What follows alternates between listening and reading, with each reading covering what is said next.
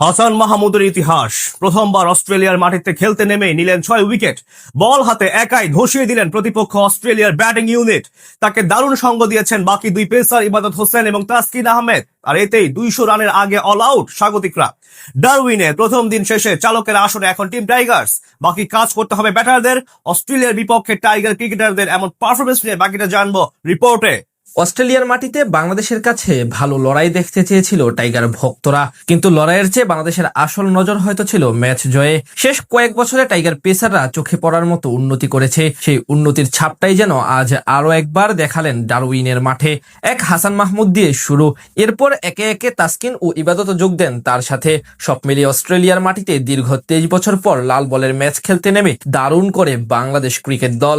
এদিন অবশ্য টস ভাগ্য গিয়েছে স্বাগতিক অধিনায়ক প্যাট কামিন্সের দখলে। আগে ব্যাট করতে নেমে প্রথম 10 ওভার পর্যন্ত কোনো উইকেট হারাতে দেননি স্বাগতিক দুই ওপেনার জ্যাক ওয়েদারাল্ড এবং ট্রাভিস হেড। 12তম ওভারে বাংলাদেশের জন্য প্রথম সাফল্য এনে দেন ডানহাতি পেসার হাসান মাহমুদ। তার অফ স্ট্যাম্পের বাইরে ডেলিভারি সামনে ঝুঁকে খেলতে গিয়ে উইকেটের পেছনে ক্যাচে দিয়ে বিদায় নেন ওপেনার জ্যাক ওয়েদারাল্ড। এতে ভেঙে যায় ওয়েদারাল্ড ও হেডের 71 বলে 45 রানের জুটি।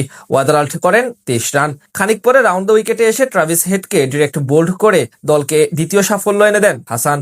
এই ওপেনারের কাছ থেকে আসে 39 বলে 22 রানের ইনিংস। হাসান 2 উইকেট নেওয়ার পর আক্রমণে আসেন ইবাদত হোসেন। তার বলে সেকেন্ড স্লিপে থাকা নাজমুল হোসেন শান্তর হাতে ক্যাচ দিয়ে আউট হন মাত্র 1 রান করা লাবু সেন। এর মাঝে অবশ্য একবার জীবন পেয়ে যান অভিজ্ঞ স্টিভেন স্মিথ। ক্রিজে এসে কাউন্টার অ্যাটাকে গিয়ে কিছুটা চালিয়ে খেলার চেষ্টা করেন ক্যামেরন গ্রিন, তবে তাকে সেখানে সফল হতে দেননি তাসকিন আহমেদ। তার লেন্থে ডেলিভারি লেগ সাইডে ঘুরাতে গিয়ে শর্ট মিড উইকেটে থাকা মুশফিকের হাতে ক্যাচ দিয়ে বিদায় নেন গ্রিন। প্রথম ঘন্টায় 4 উইকেট হারিয়ে 74 রান করে বিরতিতে যায় স্বাগতিকরা। 4 উইকেট হারানোর পর দলের হাল ধরার চেষ্টা করেন স্মিথ ও উইকেট কিপার অ্যালেক্স কেরি। দুজন মিলে বেশ সতর্কতা অবলম্বন করলেও 37তম ওভারে তাদের 63 রানের জুটি ভাঙেন ইবাদত হোসেন। তার বলে বোল্ড হন অ্যালেক্স কেরি। খানিক পরে বি ওয়েবস্টারকে বোল্ড করেন তাসকিন। দ্বিতীয় সেশন শেষ হওয়ার ঠিক আগ মুহূর্তে আরো 2 উইকেট নেন হাসান মাহমুদ। এই যাত্রায় তার বলে বিদায় নেন অধিনায়ক প্যাট কামিন্স ও মিচেল স্টার্ক। আর হাসান মাহমুদের বলে সামনে বেড়ে খেলতে গিয়ে লিটনের হাতে ক্যাচ দিয়ে আউট হন স্টিভেন স্মিথ। এতেই চালকের রোশনে উঠে পড়ে বাংলাদেশ দল।